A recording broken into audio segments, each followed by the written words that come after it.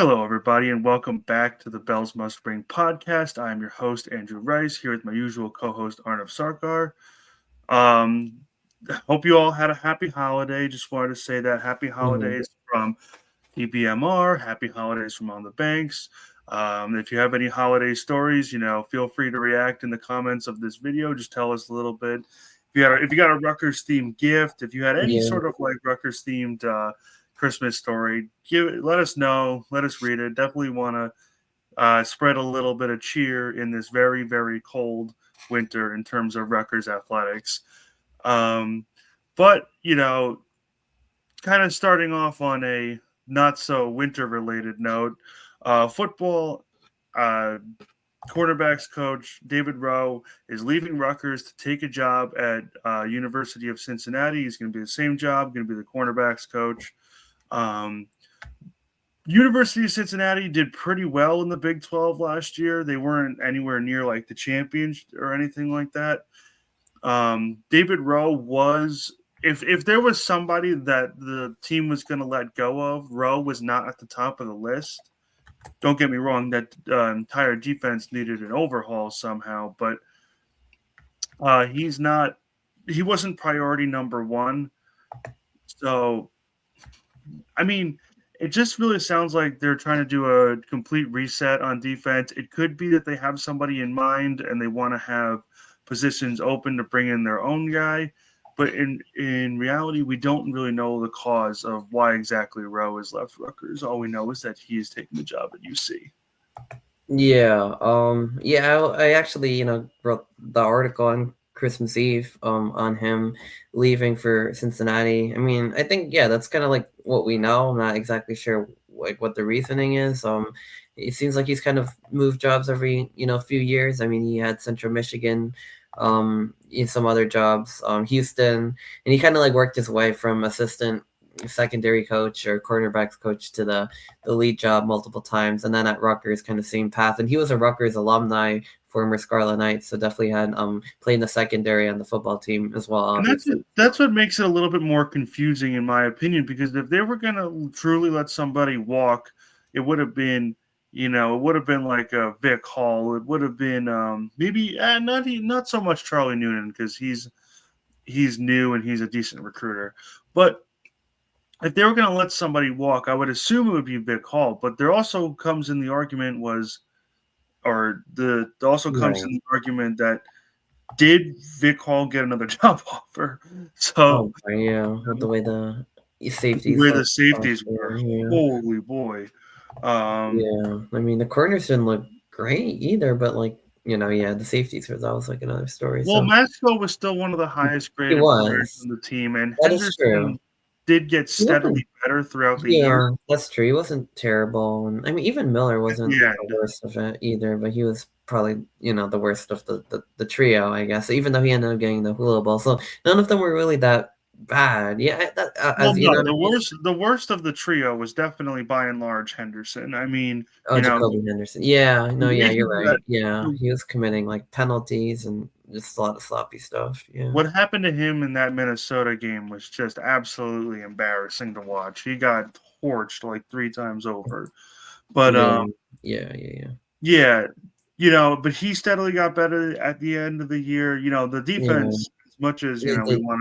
we don't want to say it, they did get steadily It did better get at a the end. little bit, yeah. I mean, not even, yeah, steadily, and it did show in spurts. Like, I mean, yeah, you're right. I mean, I think Henderson did struggle a lot, but they all did get better. Miller did.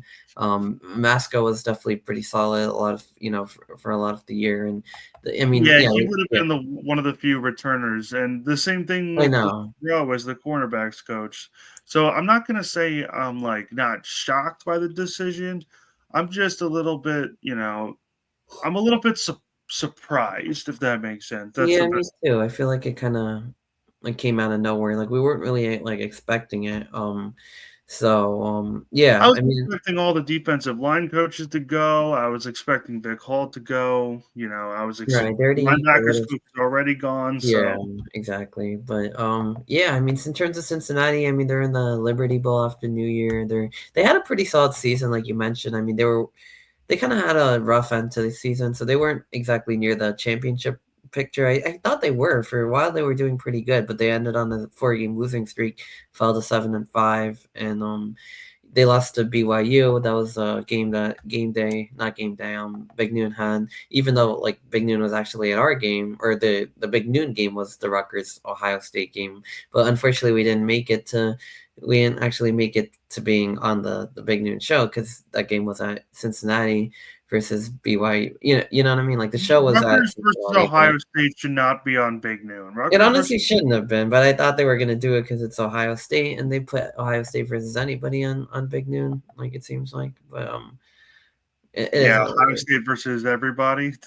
Yeah, I mean, I feel like if they would put a lot of teams, but no, it makes sense. I mean, they kind of did the right thing. They gave us the game, which was cool in itself with Gus Johnson and Joe Klatt. They gave Cincinnati BYU the studio show, even though the game was at 8, so they didn't remove the time. So I mean, all in all, like pretty happy with the way that things went done there. And Cincinnati and corners, I mean, they have a history because when they made the 14 playoff a few years ago, I mean, part of the reason they were so good was for one of the main reasons, especially on the defense. I mean, they had a good quarterback, but they also had Sauce Gardner and Kobe Bryant on the other side. So I mean, those two were like an elite duo, both of them in the NFL. Sauce Gardner now on your Colts. So I mean, like there's a good history with Yeah, Cincy and corners and and the playoffs, I guess too. So yeah, no, it's a good team. I mean, like it's definitely solid. They're definitely in the right direction. So it's definitely a good, even with the losing streaks, definitely a good hire. But or it's a good trajectory. Hopefully also a good hire as well. But I mean, yeah, I mean in terms of Rutgers, it sounds like Rutgers has a chance now to kind of align the entire defense, because they're gonna have to hire new defensive coordinators, new corners coach, and I guess the idea is that Shiano hires a couple people that are kind of thinking the same way, or the DC makes the hire someone kind of in his that's what it true, seems like you it's know what I mean? trending towards. That's what it seems like it's trending towards with the DC making the hire because I feel like it's gonna be hard. I mean, that's what happened with Smith and Sparber. Smith made that hire. Sparber was Smith's hire, you know, Mm, and then just kind of building the staff the way the defensive coordinator wants it. Now, right. obviously, we're going to hope that we don't get another repeat of Rob Smith Yeah. and, get somebody of the same caliber. But, 100%. it sounds like we're going to have somebody of the same belief, I guess, or of the same belief that they're going to come in and make a bunch of hires to add to their own staff. Would not be surprised if it was the Ravens coach, but the In Ravens general, no. linebackers coach. Um, Oh yeah, yeah, yeah. the Ravens linebackers Right, coach right, right, right. coming in for Yeah. the defensive coordinator job. But other than that, our hot board is a hot mess. So, Yeah, yeah.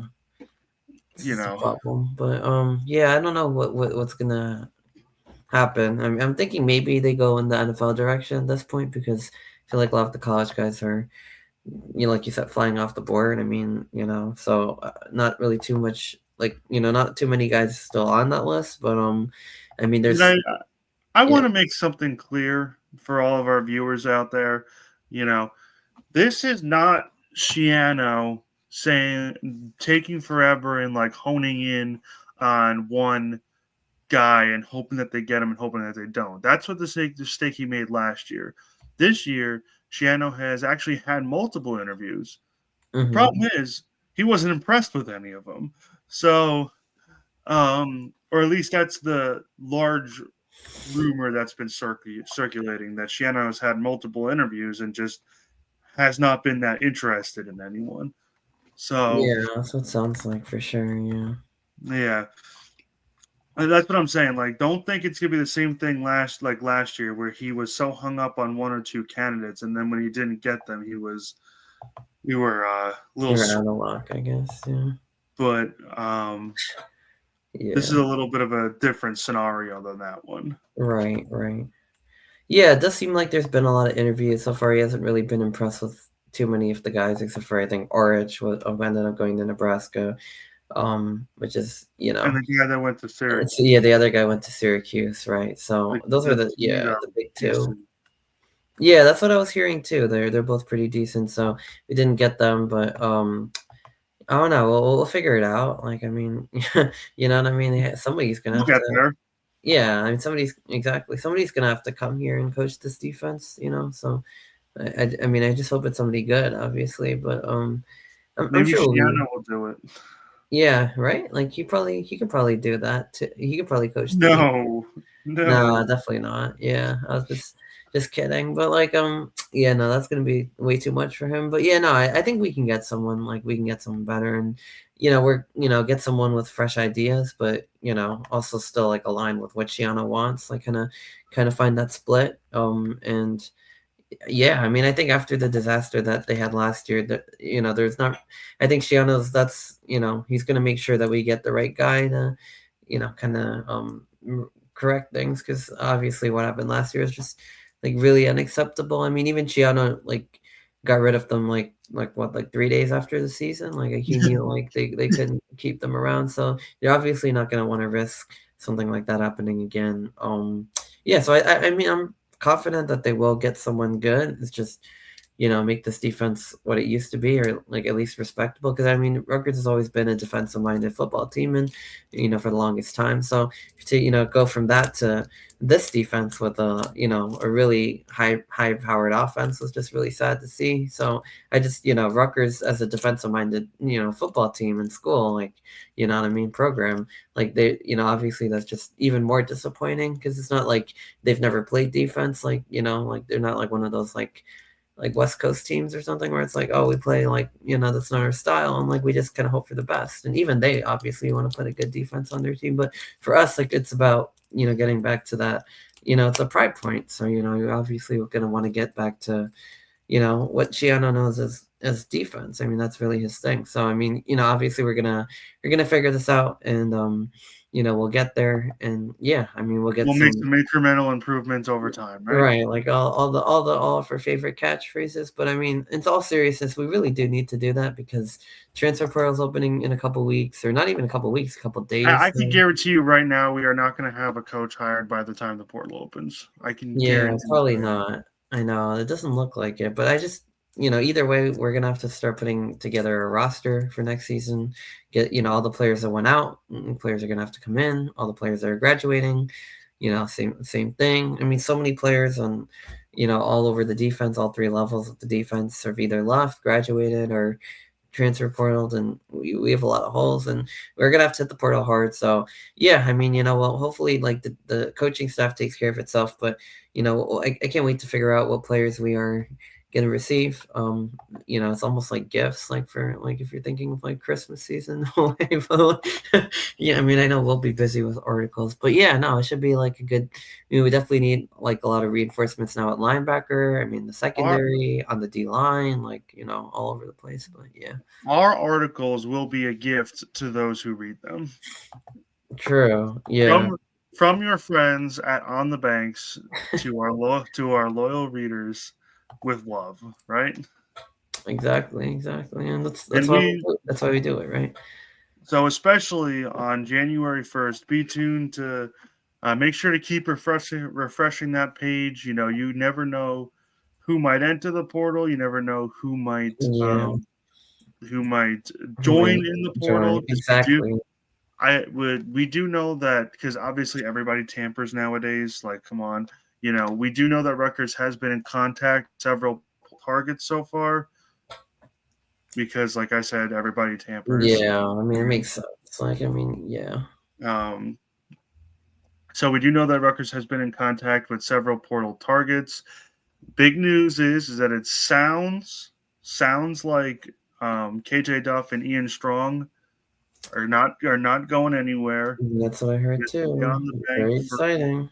On the bank for one more season, and I might just, if Antoine Raymond decides to stray, I mean not stray. If Antoine Raymond decides to stay, Just stay. I might just have to make my first ever, graphic for On the Banks. Oh my god! Like, yeah, like the three of them returning or something. Yeah, I'm gonna have to just find a way to figure that out. Right, that'll be sick. It could be like my wallpaper for either my computer or phone or something. We'll figure it out, or who knows. But yeah, no, I mean, if the three of them end up staying, we're running this back. I saw like somebody made a graphic, the Island Boys for Duff and Strong, and oh yeah, I mean, like, someone else compared them to Jamar Chase and Justin Jefferson of LSU's receiving duo on the Chop Chat. So yeah, I mean, good times are going on. So yeah, if those guys stay, I mean, offensive side of the ball is set.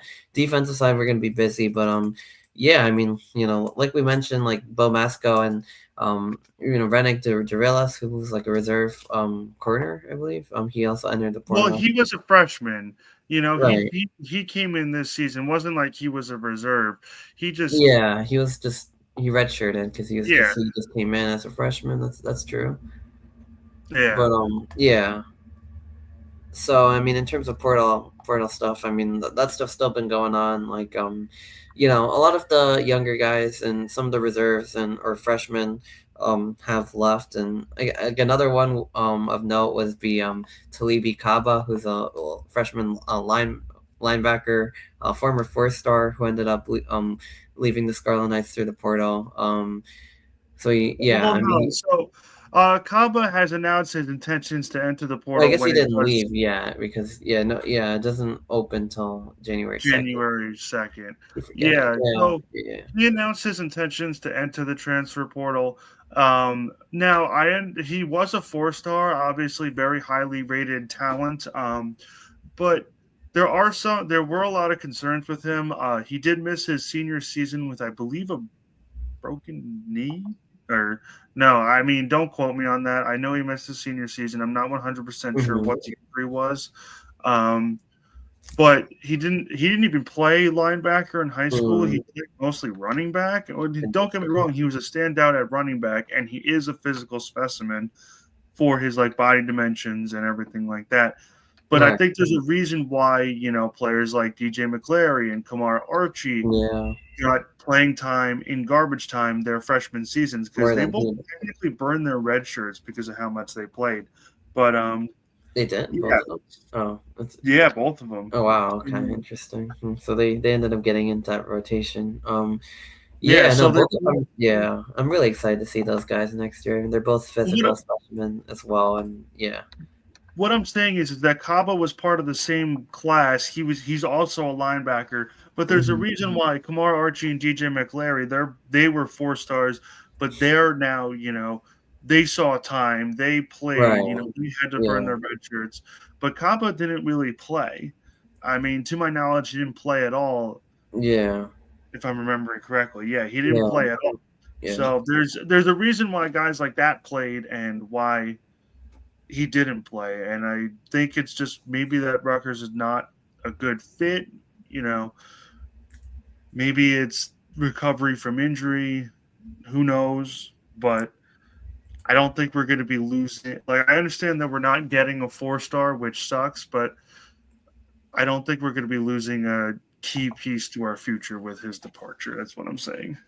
Right. Yeah. No, I agree. Considering he didn't play, pretty much at all last season, and he missed senior season. He played running back. I mean, there's like definitely a lot of concerns, and not only concerns, he just didn't really grow into the type of player, during practices, and we have like a couple players in the pipeline, and Archie and McClary are both, really excited to see. I would not be be really good surprised for if they us. were at the top of the rotation next year. I would Yeah, I not. mean, those guys, like, they could, I mean, they're physical. I mean, they're good tacklers. They're also 4-star recruits. I mean, I think Archie is a mountain of a man. yeah, If you their body frames are already there. I mean, both of them, like, it's insane. Like, I mean, yeah. yeah. So, I mean, they should be ready to go for next season.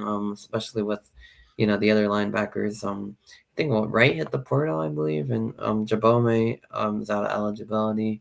Wright didn't hit the Oh no, portal. he didn't. Or I thought one of the other ones did, but or maybe not. No, no. Never mind. There's like three like main No, linebackers. you're talking about Robinson. Robinson, yeah. Yeah, yeah, So yeah, Robinson's in the he was portal. he's in the portal. And he was supposed to kind of come up and take one of those major roles. Like he was another guy that was like kind of already like starting to do it a little bit too. And he was No, obviously no. gotta stop you right there because he was not.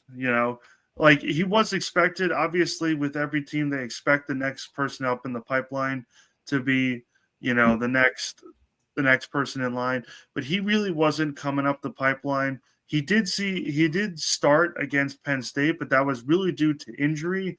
And this was kind of like he saw McClary and Kamar Archie coming up behind him and kind of saw the writing on the wall. If that makes sense. Yeah. I kind of figured like the three of them would be like the next like trio together, I guess. But it looks like he kind of, like you said, like saw the writing on the wall, decided to move. Yeah, but you know how Rutgers runs a 4-2-5 with only two linebackers. He probably thought, well, I'm not going to be a starter now. Right. He was going to be reserve number 1, I guess, probably. So yeah, didn't really like that prospect, I guess. But yeah, no, I mean, makes sense because I mean the way like McClary and Kamar Archie have been looking as true freshmen. I mean, like so yeah, like that.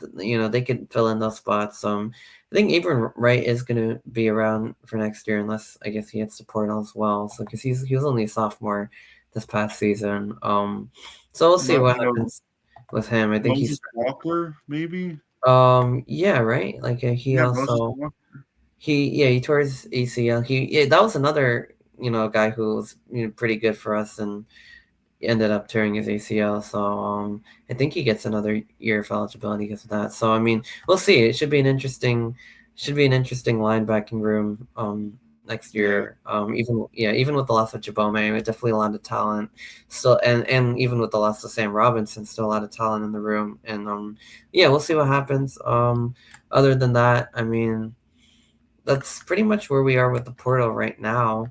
But I mean, there's been a lot of news in terms of the NFL draft and the senior showcases that are going to be coming up in the next month or so. So I mean, I guess first of all, Ethan Kalagmanis, a quarterback, QB1, officially has entered the draft. So this was kind of expected, obviously out of eligibility for college football. Really good career. Really good couple of seasons here with the Scarlet Knights, and unfortunately kind of ended on not the best note. But I mean, even in that Penn State, you know what though, like screw that mentality. I mean, especially with him, like it's not even his fault. It's just like the way it kind of went. But even in that game, like he absolutely was like terrific. I mean, that offense doesn't operate. Those throws, those catches, they don't get made without him dealing and throwing the ball in tight windows. And maybe not everything was 100% on point, but even to put those receivers in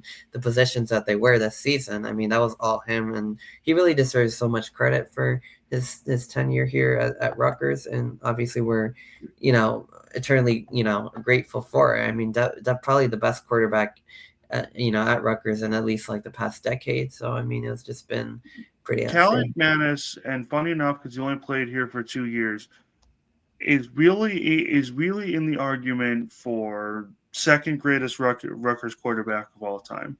The only one that has truly separated themselves from the pack is Mike Teal. Yeah. But then you like at the other tier, you're debating is it Gary Nova, is it Kalagmanis, is it Ryan Hart, is it all these guys on that second tier? Because if you look at it, I believe that there are only 4 seasons in Rutgers history where a quarterback threw for over 3,000 yards, and I know that Mike Teal has 2 of them. Kalagmanis is at number 4. So, and I think Gary Nova has the other one. But honestly, I would take Kalagmanis over Nova because Nova's floor was a lot lower than Kalagmanis' floor. They had the same ceiling. It's just that one had a lower floor. Right. So, in all honesty, we could very well be talking about how Kalagmanis is the second greatest quarterback in Rutgers history. I don't care how it ended. Yeah, no, that's. I don't really care about that. Yeah, no, that doesn't really affect his legacy. Like, I guess in the way like some people kind of thought that it did at the time. Like The 'cause it only was like, thing that oh, affects his legacy, in my opinion, is that we did not have the defense to take advantage of his talents. I yeah, mean, which this is so season, unfortunate. Like it's all the talent on offense, Duff, Raymond Strong, Calic Manis throwing, DT Sheffield. I mean the O line, it's really everything clicking, like everything clicking. and Antoine Raymond, by the way. just to I mean, talk yeah, about that offensive line, no matter how many times they got injured, it was like a plug and play. They yeah, still came up and played up to a certain standard. But you have to think that Calic Manis coming in provided us stability at the quarterback position for the first time in 11 years, at the yeah, very least, since Nova left. yeah, yeah, If you look at his completion percentage in 2024 compared to Wimsatt's completion percentage in 2023, it jumped up 5%. And then in mm-hmm. 2025, it jumped up like another 10% on top of the 5% he Yeah, already jumped up. yeah.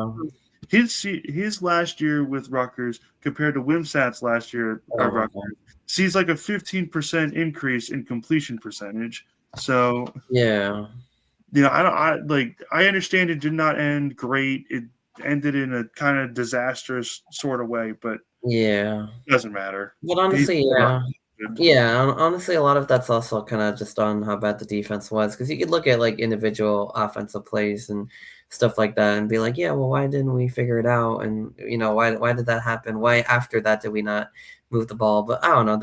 There's reasons for that. Like I mentioned at the time, pressure, heat of the moment, the cold, just freak accidents, things like that. Things like that all happen. Like it's football, you know what I mean? But like the defense was kind of the consistent barrier, and you just can't expect your offense to always bail you out, and they almost did. So I mean, again, that doesn't stain Cogmanus's legacy, but when he came to Rutgers, people weren't really all that high on him. Like they're like, oh, he's okay. Like his completion percentage was barely better than Wimsett's. I think it was a bit better, but it was like the next lowest. And then from that, like he became, it was like, yeah, Wimsett was like at like 49, and he was like at 54, and we're and like the second lowest or something like that, and like almost like all of FBS. And I was like, okay, I mean, that's still better. It's not great, but it's better. He's not going to make all the, he's not going to throw like passes above receivers' heads and, get the checkdowns. But I like to cut from that to what he's become now. I mean, like, the way Well, he's throwing the ball, like, I night and think day.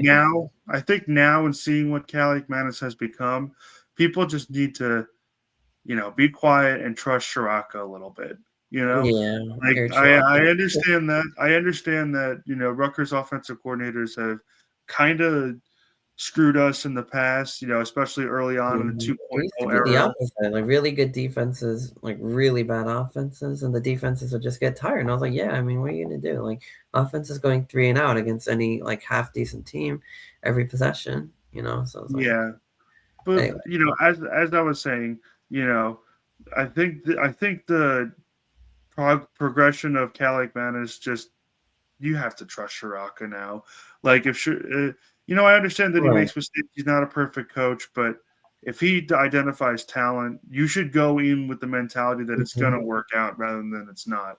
But enough about Calic Manis and all of him declaring for the draft. He also has decided to play in the senior all-star game, the Hula Bowl, Hula Bowl, and he yeah. will be joined by other Rutgers talents such as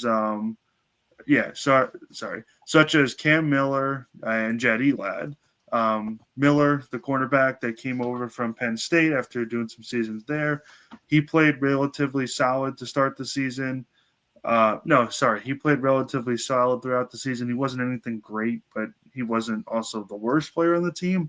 And then Jed Elad, the Right. safety Yeah. from UNLV, he started off very, very unprepared. It Very seems bad. like in that Penn State game, he was playing his lights out. I mean, I think he had Yeah, like he was. Yeah. that game. He made So that eligibility fight worth it, I guess, as people were saying after the game. He definitely really did play really good in that final game for sure. yeah.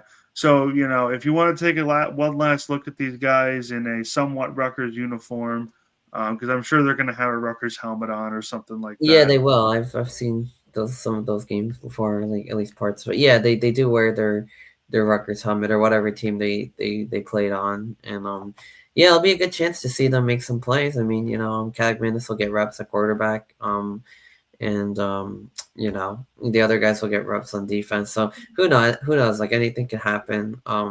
It should be exciting. I mean, these are not till like January, but I mean January 10th, and you can tune in on CBS. I CBS. remember. Yeah. See, I got it all up in Fort Knox Oh, up there you there. go. Yeah. Noon on CBS. It's going to be in DeLand, Florida. Yeah, so Mm, definitely, if you want to yeah. see these guys ball out in a somewhat Rutgers uniform for the last time, make sure to check out that one. Yeah. We do have one other player who has accepted a senior All-Star game invite. DT Sheffield will be going to the American Bowl. Now, the American Bowl does have a little bit of an interesting story. It's supposed to help out like former soldiers and former members of the Oh, military in their career.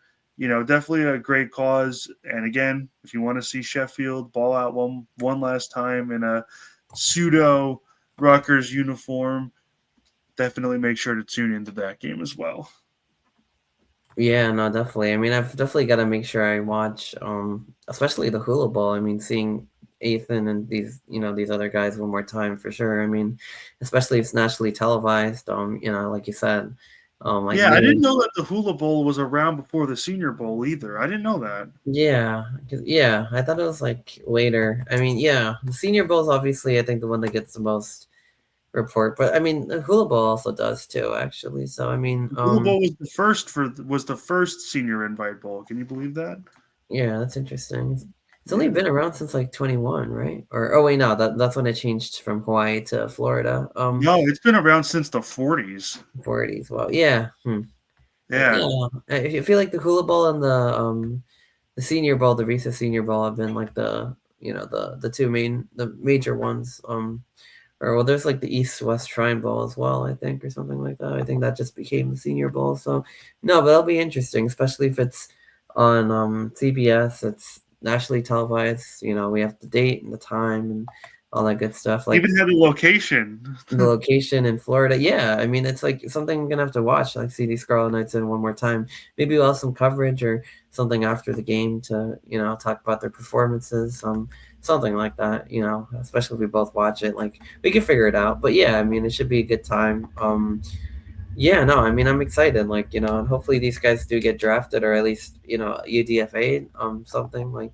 Would love to see I have a that. very strong I have a very strong feeling that Calic Manis is going to be a backup quarterback on some team. I feel like he will. He has that kind of yeah. I could definitely But see that for sure. doesn't Calic manage to sound like a backup NFL quarterback? Like that name, it's so Yeah, like kind of. It doesn't sound like a starter. I guess it's like it gives off kind of like it gives reliable it, veteran like thing. I it guess. gives off Colt McCoy vibes. I Yeah, don't know why. It just quite the does. name. Yeah, yeah. It's like he played really good last season. Obviously, the NFL is like different beasts, like But yeah, I mean, I could definitely see him being like an NFL backup quarterback. Like he's, he could definitely move the chains if you bring him into a game. I don't know if he could really like stand out in that way, like like a Dante Well, Moore, like those guys. But he could I definitely think like. he's I think he smart. has I some think potential. he's Yeah, he's a he's smart smart, quarterback. and I think that's what like more than his like his physical gifts. I think that's what makes him like play above probably his talent level. That he's smart. He makes the right decisions with the ball. He doesn't turn it over that much. So those are all things that, especially backup quarterbacks. So those are things that you kind of rely on. Like maybe you're not the most athletic. You don't have the most upside, but you can manage a game. And Ethan definitely can. He's proved that he could do that for Rutgers, and he could do that in the next level. So would love to see him in the NFL even as a backup. I feel like he has potential to be there. Yeah, I mean, we shall see. I mean, 200, like over 50, whatever guys get drafted, so many more make rosters. Like, it's definitely like a chance that he does. A chance that Cam Miller and Elad and DT Sheffield, they all make rosters in some form too. So I mean, we'll have to see. We'll have to see what happens. But yeah, I mean, I'm looking forward to it.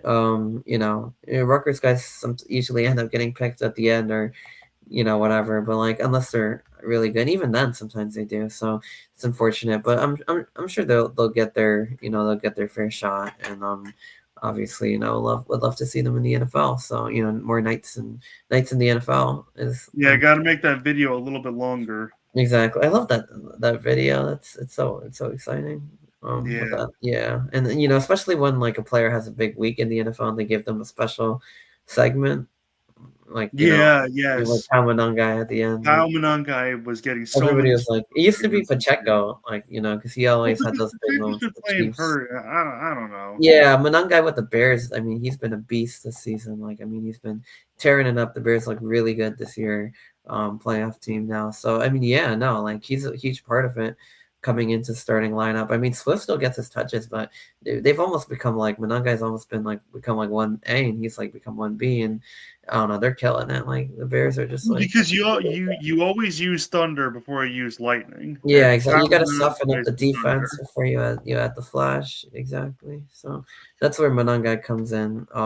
Yeah, no, for sure. And seems like Raymond's kind of the next back in that mentality. So I mean, yeah, we have something Well, good Raymond going. can do it all. Raymond can do it all. I think. I Yeah, think he's going to do it he all could do a little bit of both, which I think could make him even like when the time comes, I think could even make him better. He has another season. I mean, he's quite the Yeah. both. Wow. The biggest knock on Monangai is that he's not that fast. Like he's Yeah, fast he's in the fast, sense. but he's not like breakaway fast, I guess. Yeah, he's fast in the sense that he'll beat us in a foot race, but Yeah, I mean compared to NFL guys, but he's extremely like a downhill contact runner, like to like the 10th degree. Raymond oh has like a little bit of both. He has finesse, he has contact ability. I mean, he just I don't know, he can hit the holes quickly, like he has speed, like and they both have excellent vision. they That's the big do. thing. Both Monangai and Raymond have excellent vision. Um, but just want to just to keep in the interest of keeping things moving a little bit. We are going to have to take a move on from football and talk about some basketball. All right. We have 2 basketball games coming up. The men are playing against Delaware State on Monday, and the women are playing against number 24 Michigan State on Sunday. Arnav, since that game comes first, tell us a little bit about the Michigan State game. What is Rutgers? Obviously, a very good team. What's Yeah. Rutgers going up against here? Yeah, I mean Michigan State number 24 in the country. They're 11-1 on the season. One loss coming to Wisconsin, by the way, who Rutgers plays on New Year's Day when they get back from East Lansing. So, yeah, well, Wisconsin's a little bit like I think they're 9-3. They're not quite as high in the standings, but they're still they beat that one team that Michigan or they were the one team that Michigan State lost to this year. So definitely got to watch out for that. But first, going to East Lansing, it's a very good Spartans team. They're not. I mean, they're not like Iowa level good. I guess they're not like top 10 or whatever. Like Iowa's like I think 10 or 11. Then after they beat us, they lose to Iowa State. But that's another really good team. But in terms of Michigan State, they're 24. They've had some pretty good wins. I mean, they've kind of dominated through a non-conference league that hasn't really been the most difficult. Like a lot of the games at least have been kind of against lesser teams. And in women's basketball, the scores can get even more lopsided than the men's. But in terms of when they did play better competition, I mean they beat Clemson on the road, or I think both of them were Clemson and Ole Miss were both in championship, like those invitational finals. I think Clemson was the Bahamas, and then the other one was the Cherokee Invitational. So a couple invitational tournaments, and Ole Miss was even higher ranked. They were 15. Michigan State was 24. That's probably going to change because Michigan State now beat Ole Miss pretty handily. It wasn't like 1 point win. It was like 17-point win. So they're a very solid team. I mean, this is going to be a tough. This is kind of like the de facto Big Ten opener for Rutgers. I know they had the Iowa game, but this is the one that kicks off the Big Ten slate, for the rest of the season. So this is going to be a tone setter for the Scarlet Knights. I mean, Ole Miss. I mean, we'll see Ole Miss in the college football playoff, but Michigan State, they have some good players. I mean, they have Grace Van Sluten, who's been, I think they're one of their leading scorers forward for the Spartans. She has 16 points, or she had 16 points, 10 rebounds against Ole Miss, and she's been one of the best players. Another forward, Isleen Alexander, at 14 points and 6 boards. Guard Rashunda Jones, who transferred from Purdue, 13 points. Guard Kennedy Blair, she had 7. So I mean, they have like a variety of different scorers. A guard Jalen Brown, who I think was also a transfer in from Arizona State, was pretty highly touted as well. She also had 9 points. So there's definitely like a lot of scoring. But I mean, I think those forwards are going to be something to watch out for because they have 2 forwards who could really score the ball. They have multiple guards who could score the ball as well. So I mean, it's going to be a very difficult test. I mean, they definitely bring size, they bring shooting, they bring like all the things that good teams could do. And Rutgers, yeah, I mean, they're gonna have they're going to be up against a pretty good team on the road for their opener, so they're definitely going to have to play their best game.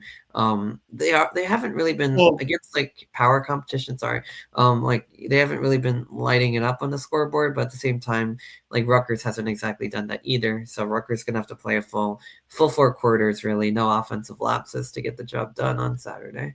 My main concern about this women's squad, especially going up against the ranked team, is that Iowa game, Iowa is obviously top 15, but they're not like top 10 or top 5. Yeah. They look completely hopeless in that game. They look really hopeless. They put up, I just want to, I understand that they put up 36 points at the end, but they doubled their scoring production in the fourth quarter.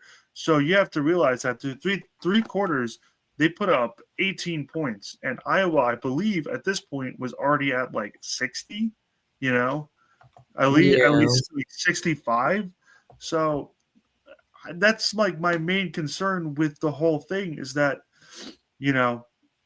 Iowa, who lost to Iowa State and is obviously, a top 15 team, but maybe not like, they also they just got in everyone, but I mean, they're not like exactly the top tier of like the Big Ten or nationally. They're like kind of the second, and like even that is like they completely wiped Rutgers. Like they like ran them off the court.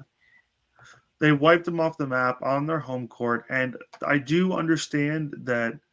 Obviously there's a large talent gap in terms of women's basketball. Like some teams have it and some teams just don't. Yeah, it's very clear. But But adding on top of that, this team has continuously struggled on offense to string together 4 consecutive quarters, because in women's basketball they're quarters, not halves. Yeah. So for example, like every game, like it. I mean, that was obviously like really bad, and we hope that doesn't happen again. But like, I mean, even every game there's a long scoring drought, or maybe even several long scoring droughts. Like Lafayette, like they started, like you were there. I mean, they started 1 of 15 in the first 1 of 15 1 of 15 from the field in the first quarter. They only scored 4 points in the first quarter and found themselves down 12-4 to Lafayette at the end of the first quarter. Then they handled business after that, but you can't do that. A team that was like one of the worst in the country, and like I think both sides of the ball, or like their defensive rating was like in the 300s. I was seeing, so like against a team like that, Rutgers couldn't get going for like almost a quarter, and like that just I mean, they did get back to business, and they ended up getting the win. But it's been like a trend. Like Siena, they almost lost that game. That team was winless at the time. They had multiple, I think, first quarter and like later on, or the second quarter, third quarter, there was like big scoring droughts again. Then the fourth quarter and first quarter, they figured it out. FDU, scoring droughts. They ended up getting the win there later in the game. I mean, St. Peter's, another team that was nowhere near in the game for 3 quarters. Rutgers pulls away in the fourth. So there's just been these like long scoring droughts where the other teams kind of taking advantage. And these are against like lesser competition where, Rutgers should really not have had such a tough time, but they did because of these long scoring droughts. And eventually they pulled away and got wins. But Auburn, that was another one where they had extended scoring droughts as well. So it's just like time and time again. I mean, this just continues to happen, and that's obviously like against the bad teams, maybe you can get away with it, but I mean we already saw like what happens when they play like a pretty good team, and I mean a couple good teams like Iowa, Princeton. So Michigan State, yeah, they're kind of like in the middle. They're not really like where Iowa is exactly, but they're also no slouch by any means. So Rutgers is gonna have to, like I said, to have any chance, they're gonna have to like play full quarters and find more scoring. I mean, it's gonna be interesting to see what this lineup looks like going into tomorrow as well. I mean, Lauren Swan's healthy. How many players do they have? I mean, She's Faith. healthy now. Like, she's back. No, I said like if she is, because like we Okay. don't really know. Like she's kind of been in and out of the lineup. Well, now she has 10 days to recover, so I Right. would Yeah, hope. I think the longest layoff we just had a long layoff from the 10th to 20th, another pretty long one from the 20th to 28th, and now there's no more long layoffs for like next few months, but we just had extremely long layoffs to get rested and everything like that. So as kind of semester went down and finals and winter break, all that good stuff, but now they're kind of in the throes of Big Ten play. So yeah, Michigan State, hopefully she's healthy. Faith Blackstone's really been finding herself. That last game she had 22 and 12, so that's another maybe someone else we can expect to kind of have another, big game. And then Najai is going to have to play well as she has. And I mean, same thing, like up and down the lineup, we're going to have to see more of, Kayla Ivey, Zakara Perkins, like anyone who can really, give you, even like Antonia Bates, like Janae Walker. We're going to have to see more points because we can't have another performance where, two or three players basically have like 90% of the points in the game. That's just not going to cut it. Because first of all, like Michigan State's going to defend them better. They're not going to score as much. And even if they do, I mean, that's just not enough offense to go around anyway. I feel like I need to get a women's basketball shirt that says this team will go as far as NJ takes them until Lauren Swan gets back. Yeah. Again, she needs to have a stellar performance every night to give this team a chance at winning some games in the Big Ten. And it's like, it's a lot of pressure to put on somebody. Don't get me wrong. But, I understand who was it? Faith Blackstone, though, had 22 points in the last game, right? Yes. Yeah, it was Yeah, she Faith had a Blackstone. ridiculous game. She had, but that's one game. And Right. through that, she had a couple games where she had like 8 and 6, and I think she had a 12 at some point. But that's Right. one game, and I'm hoping that's not a Jordan Dirkhack at the Garden moment where Yeah. Right. where it's for one singular game. Yeah. I know that was And like that game was crazy. It was like his coming out party, and I mean, because if yeah. Rutgers does get another scorer like Blackstone, and then again Swan comes back and is coming back full strength, Right. I think they do actually have a very good defense. They do have some players that get in trouble a lot, but they Yeah. do actually have a very good defense. So they should Right. be Like able Lester to. and stuff like that. Yeah. Yeah, Lester's actually very good on defense, Uh-huh. rebounding, blocks, whatever have you. I'm just Right. saying that they need trying to think of it. But they really need some offensive consistency. They need some more weapons to go to. And if they can have 3 weapons on the floor at the same time, I'm not going to say they're going to be great, but they should be able to pick up some Big Ten wins. Yeah.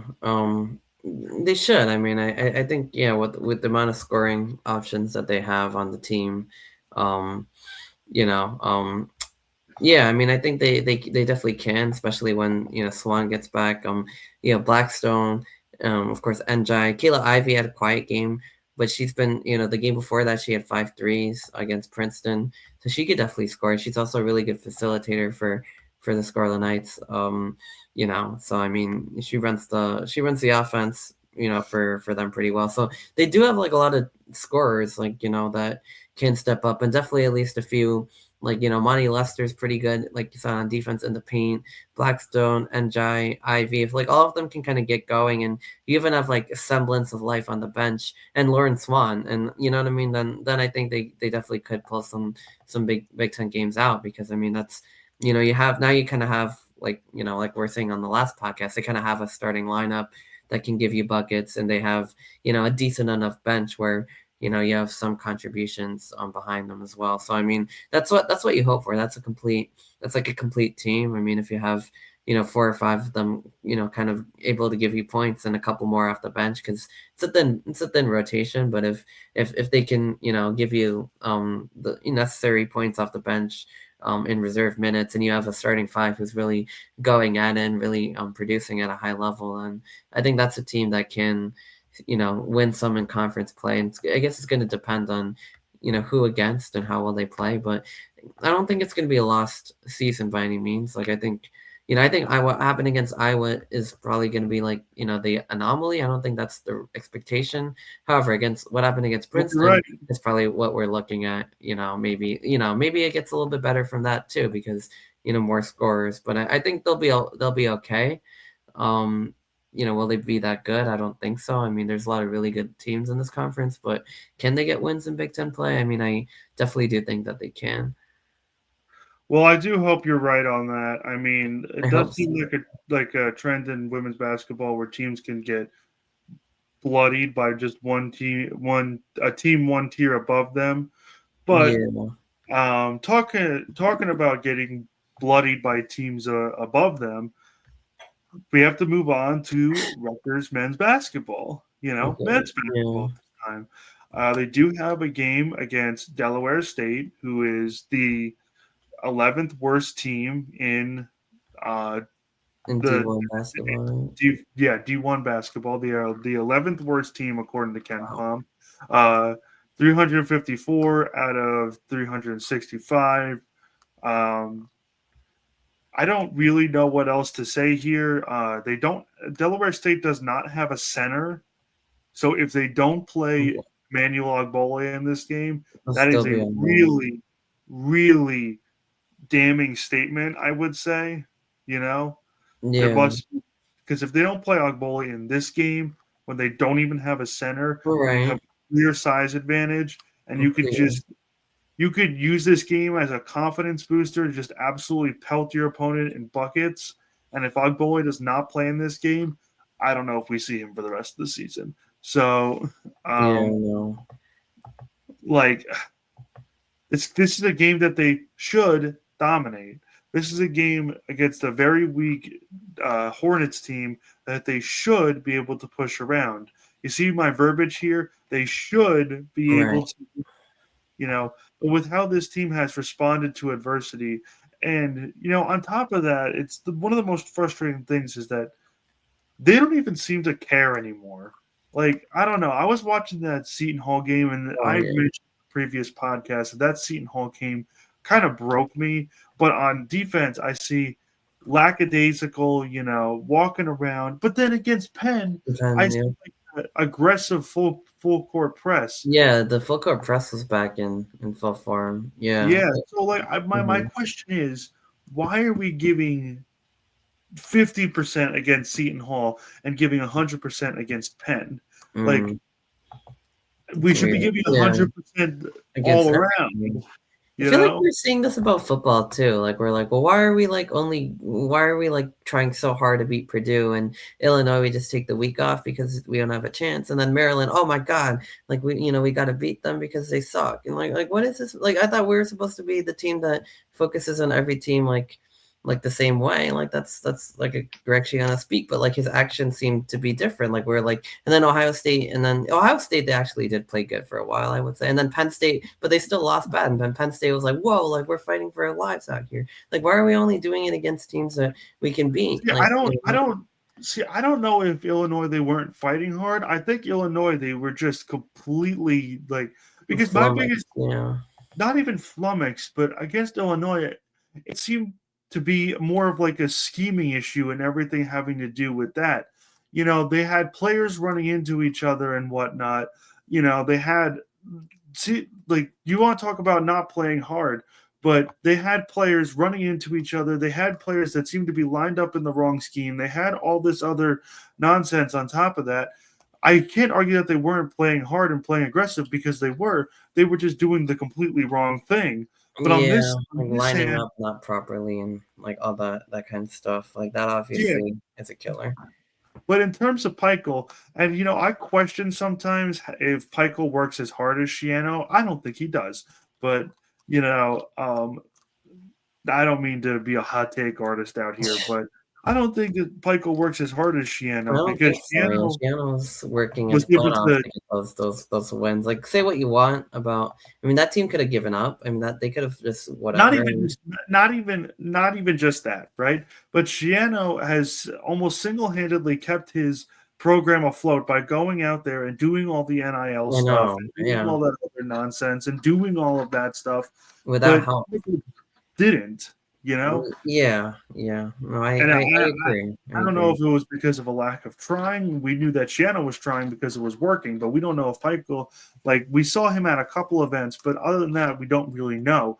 But, Right. back to my original point, that Seton Hall game, we're supposed to have a culture of bust you up on defense, press you hard, make you make mistakes, but man, I saw people standing around. I'm hoping that was a one-game issue. Yeah, We me get a too. little bit of confidence back heading into Big Ten play. There's a Hornets team that is ripe I'm for the blood. feeling. You know, Yeah. handle this team. Just to break them down a little bit more. Uh, um, just to kind of give you some context on them. Guard Ponce James seems to be like their leading scorer. He's averaging 13.7 points per game, 4 assists a game, 2.2 steals per game.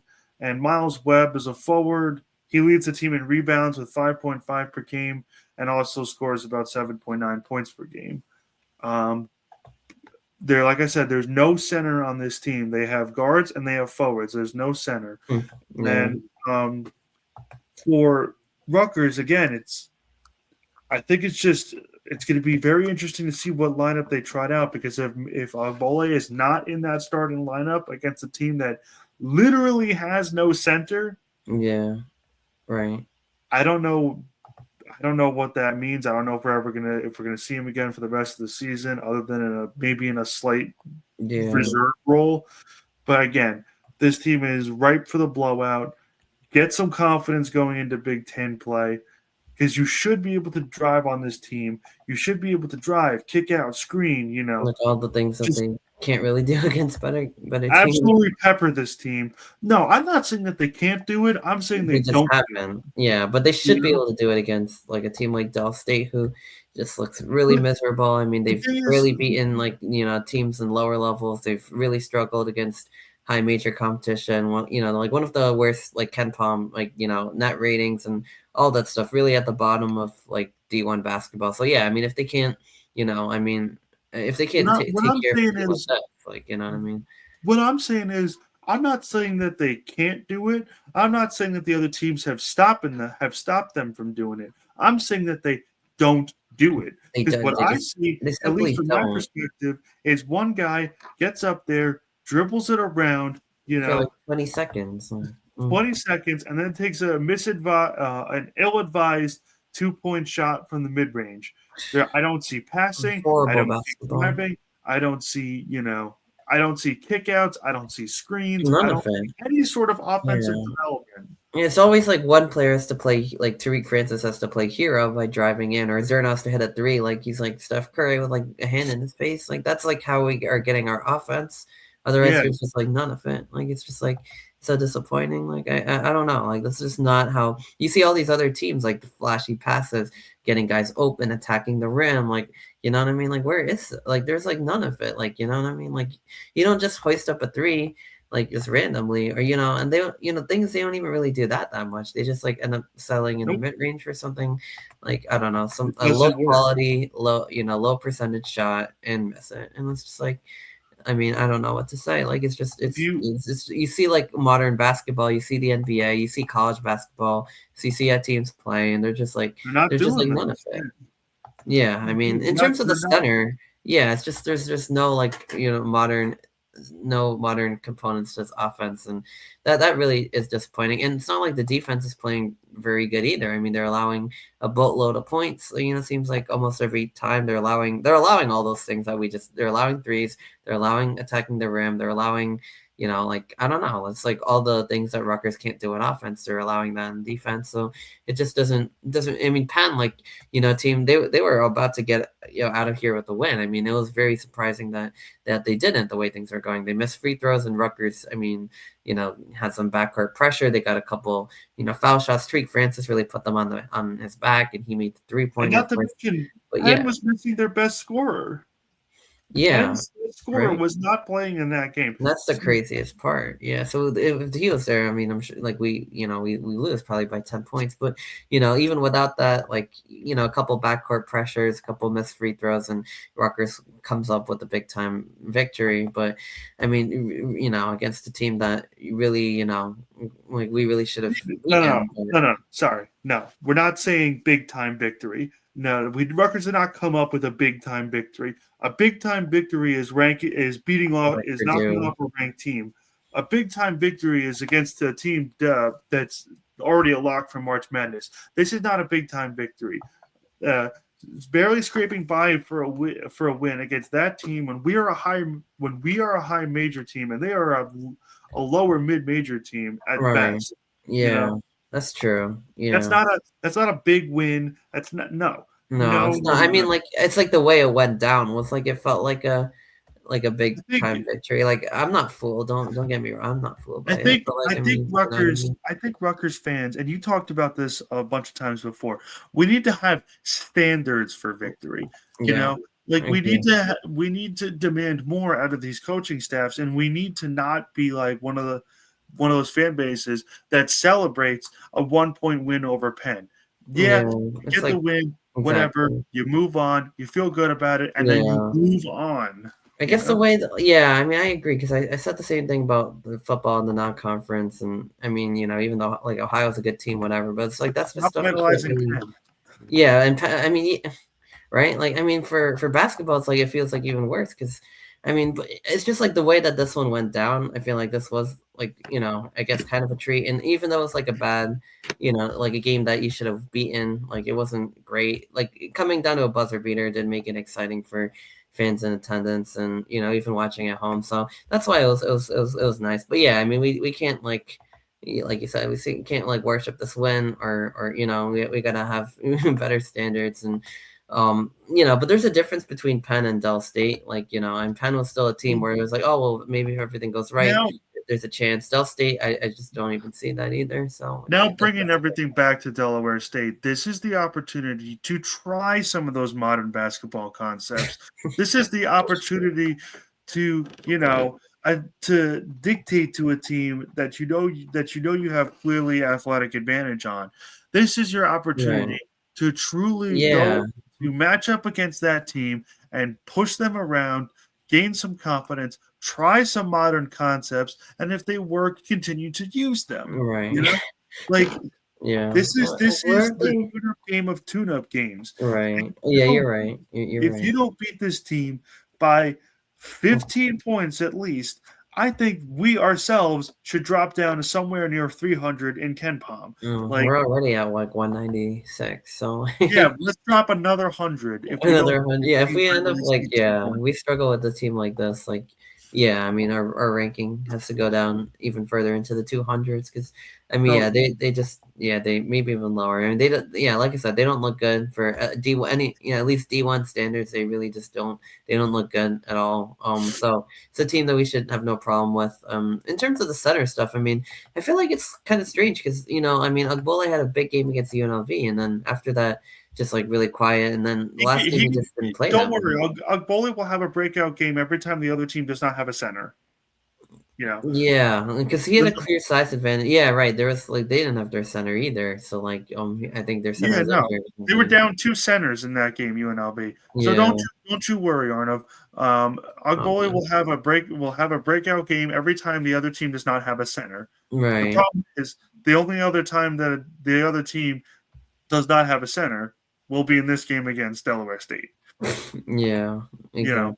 Yeah, it'll be a nice night, I guess. But at JMA, hopefully, so like it should be a good victory. But after that, like Big Ten play starts up, and I mean, Rutgers is home for the first 2 games of the new year for Big Ten play. So Ohio State coming on Friday on the 2nd, Oregon on the 5th. So I mean, a couple back-to-back Big Ten games to start the new year, and I don't know, that's exciting, right? Like, I mean, that's what college basketball is. I can't even speak after like an hour, but that's what college basketball is really like all about. It's like, I mean, it's about like all the non-conference stuff, but especially in the Big Ten, like Big Ten play. I mean, Oh, that's really the grind of the season, and that's when you determine who's good, who isn't, and yeah, I'm excited to see how Rutgers does in Big Ten play, even though it doesn't really returns aren't too promising right now. But I mean, Ohio State probably a bit of a better team. I mean, Oregon's also kind of at the bottom, so chances are maybe they get a win over there. And yeah, I mean, after that, we hit the yeah, deck. they have a puncher's chance to get a win over there. Yeah, but we can't. We can't keep dwelling on basketball forever. right. Unfortunately, it is the second major sport at Rutgers. Unfortunately. Kind of wish it was another sport. Yeah, like gymnastics Yeah. starts their season like next week too, I think. So, Well, yeah. you know what? The only team to make the NCAA tournament last year, according to Brian Fonseca, Yeah. Oh yeah, the only that is some good news. That's that good is news. that is worth noting and celebrating for sure. And yeah, I mean wrestling also. I mean, very good team. I mean, there's definitely a lot of other teams that right are now though. Yeah, that are worth watching. So I mean. Yeah, no, I mean, yeah, for sure. But like, obviously the main ones are basketball, men's and women's. They both have games coming up.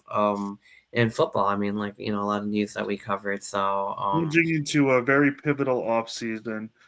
But, like I said, like Arnav said, men's and women's basketball, they have games coming up. Football is very much plunging into a very how do I put this? pivotal Off season. Yeah, that's a good word. So keep your eye on the banks. Keep your eye on your podcast feed. We're probably going to do an emergency podcast for the defensive coordinator hire if we can arrange that. So we definitely should. Yeah, I mean, stay tuned to everything, and thank you guys for sticking with us through another hour and 5 minutes of us complaining and ranting about Rutgers football and basketball. Yeah, like I said, thank you guys so much for watching. That does it for everything we have here today. Please, please, please, if you have the opportunity, give us 5 stars on Spotify, give us 5 stars on Apple Podcast, subscribe to our YouTube. If you have a critique or a genuine criticism of anything that we do on our podcast, we would love to hear your thoughts. We run mostly on feedback from what people tell us, and we try to implement that to make our podcasting even better. But that does it for us here at TBMR. Thank you guys so much for listening again. And as always, remember that the bells must ring.